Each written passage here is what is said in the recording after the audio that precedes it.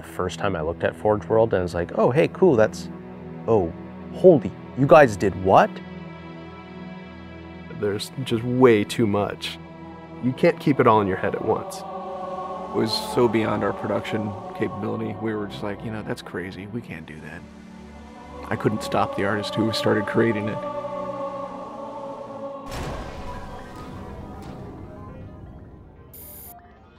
Forge is our editing tool that players can build their own maps. I mean, at its core, it's a map editor. We always had this vision right from the get-go, which is anyone can build anything. Giving the fans the tools, they can take it and run with it and make it their own. Forge World actually started as 5 separate maps. And I said, wouldn't it be cool if like you could play this and go over there and then play over there if you wanted?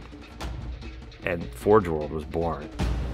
There were a lot of people telling us that, no, you cannot ship this as one big map. We have this awesome new automatically generated LOD system called Impostering that makes objects that are really far away really cheap to draw. We're pushing what we can do with the Forge budget, so that lets us have many more objects up on the screen at once, which lets us put more objects into Forge.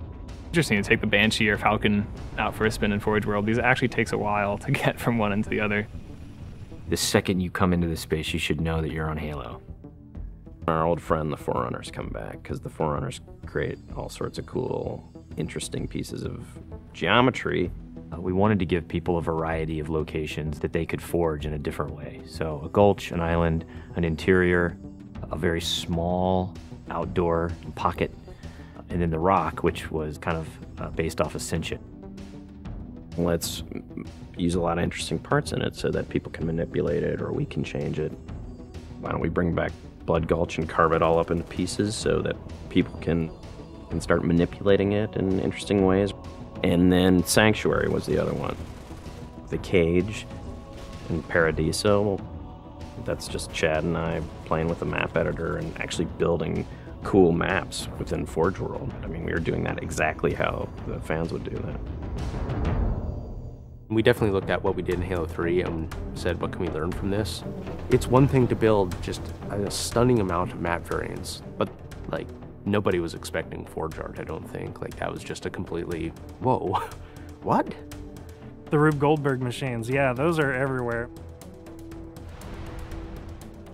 In Halo 3, it was cool that you could move things around, but it was still kind of clunky.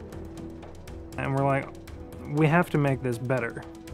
What are some of the tricks that the community is using, and how can we make those not be tricks and just make those be tools? We took that stuff and made it like a real feature. There's normal, phased, and fixed. So normal is like Halo 3 style, you know, it bumps into stuff when you let it go and it falls to the ground and moves around and stuff. And fixed is the same thing, except when you let it go, it stays exactly where it was. And then phased is the coolest because it means that while you're editing the object, it's not actually interacting with the environment. You can put it through a wall, you can put it, you know, through other objects. Which changed everything for Forge, like immediately. It's much easier to build a Forge space. There's snaps and rotates and degrees and units that you can move things. You can be very precise. The camera controls, it's actually really good for object placement because like little touches on the stick don't translate into really sudden jumpy movements. And then we also have a fine editing mode. You click the stick in and then your camera starts moving very slowly. You're not spending like 3 hours trying to get one block to line up directly to 3 other blocks. You can select individual objects and say, get rid of all the objects of this type. So if you're trying to get rid of all the spawn points on a map because you want to go and replace all the spawn points, you can do that. You can do custom colors. You can take these Forge pieces and say, hey, that's blue. So the blue base can truly look like the blue base. Reach's expanded sandbox includes new things like, you know, jetpacks. And if people want to build some sort of 3D map and really make use of the jetpack, they can do that now. Custom game options and Forge go together like peanut butter and jelly.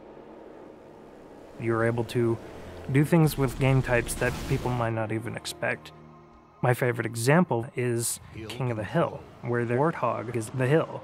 I'm super excited to see what people do with it when it goes out, because there's so much crazy stuff in there that's amazing. We are shipping maps on the disk that we made in Forge ourselves. So The tools are there. If you have the time and the talent, you can make it. The community is just going to outstrip us and spank us. With the new tagging system, you can save a forged variant, you can post it to your file share, and then you can say, sweet new map. Things that are good are downloaded by a lot of people and passed around to a lot of people, and that makes the really sweet stuff bubble up to the top. I'm looking forward to what the next big community game type is going to be. We realized that Reach was our swan song to Halo, and what better way to do that than to let people do what we've been doing all along, which is creating new cool maps. It's nice to go out with a bang, and this is a pretty big one.